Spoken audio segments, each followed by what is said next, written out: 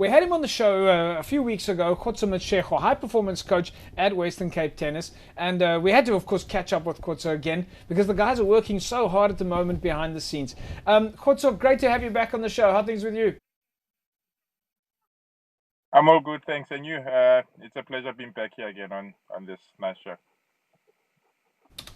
Yeah, no, thanks, Kgoto. It's going well on our side, I suppose, all things considered.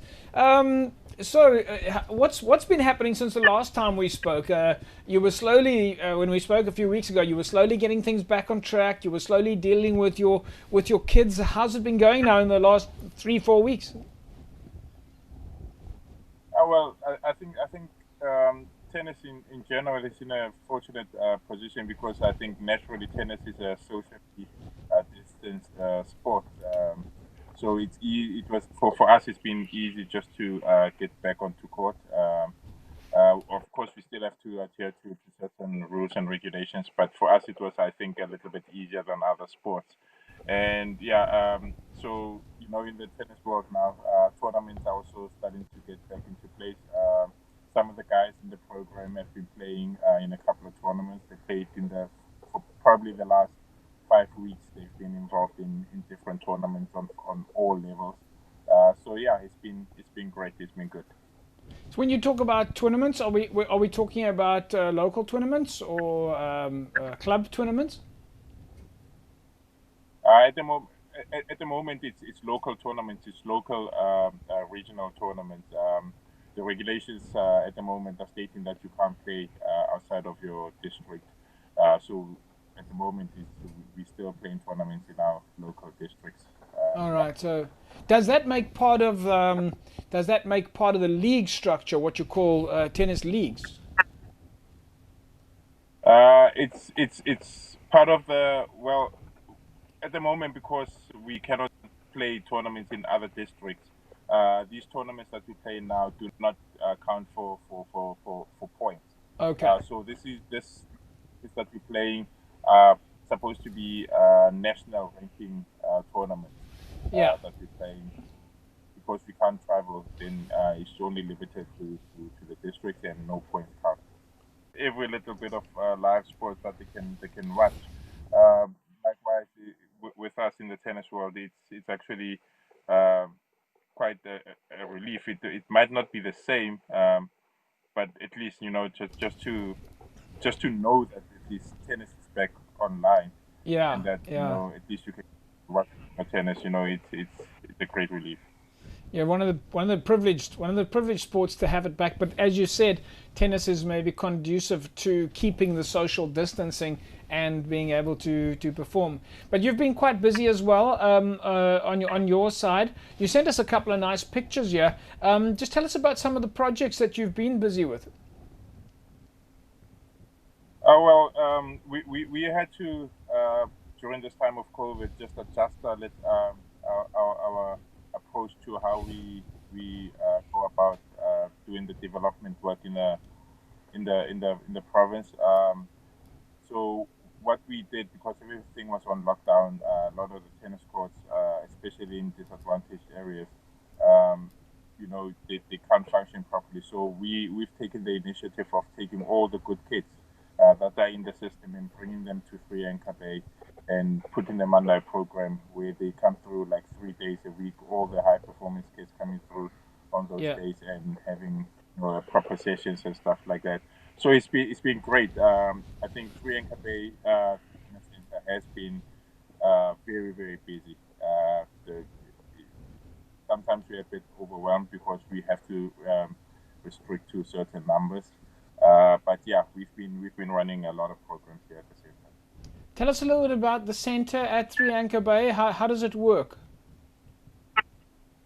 What we do is Sri Lanka Bay, the development center. We use it more um, as a performance hub where we've got satellites like in places like Kailicha, Kukuletu, um, you know, Langa, and all those other areas, and even as in like the Winelands and Overberg and all those areas, and we set up programs in those areas where we equip the coach, we equip the centers with the hubs with equipment and all that, and we get the coaches equipped coaching wise.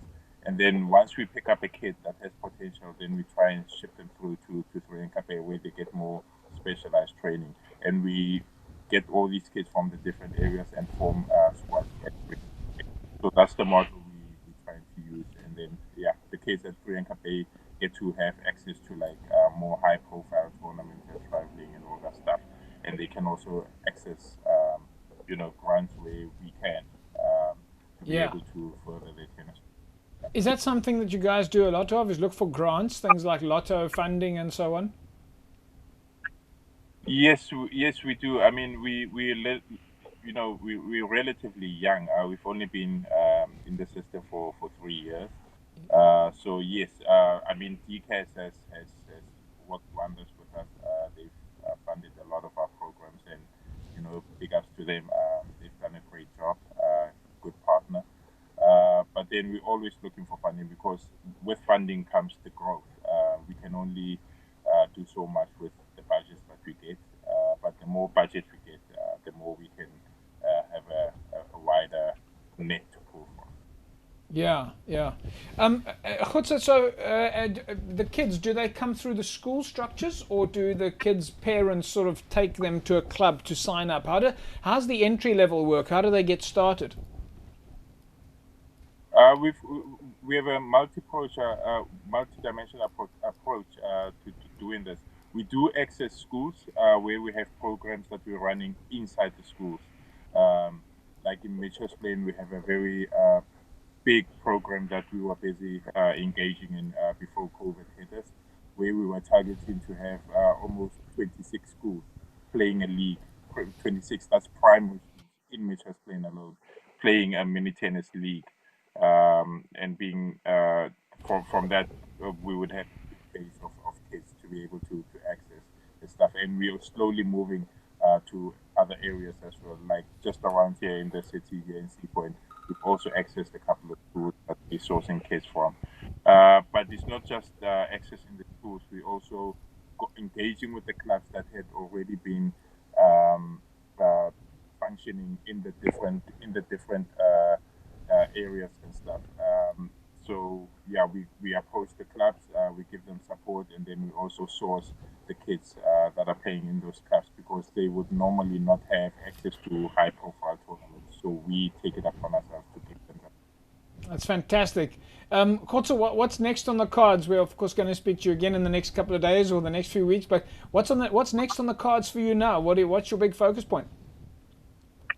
I guess at the moment we have to wait for tennis to fully open because we're doing as much as we can in getting the kids to play local tournaments and stuff like that. But ultimately, it's those guys that are traveling and even traveling overseas that we want to see starting to get back into playing properly. But while we wait for that, we also trying to see how we adjust our model and not just tennis to be able to fit in this world of COVID, where we can function even in school, in the communities. Yeah. All right, Kgoto, well, great stuff. Listen, we're going to leave it at that. We're of course looking forward to following the progress of all your kids that are coming through the ranks. Please send us lots of photos and lots of videos, and let's make them famous. Of course, this is a great platform, so I will definitely take your help on that. Fantastic stuff. And of course, we remind you to stay safe out there and that's our biggest priority at the moment, is stay healthy and stay safe. Thank you very much. Same to you. Thanks, Kgoto. Catch up soon. There we go, folks. Kgoto Matshego, high performance coach at Western Cape Tennis, and what a fantastic job the guys are doing. We're looking forward to seeing all those pictures, those videos of the kids that are training, and yeah, building champions. Looking forward to speaking to Kgoto again soon.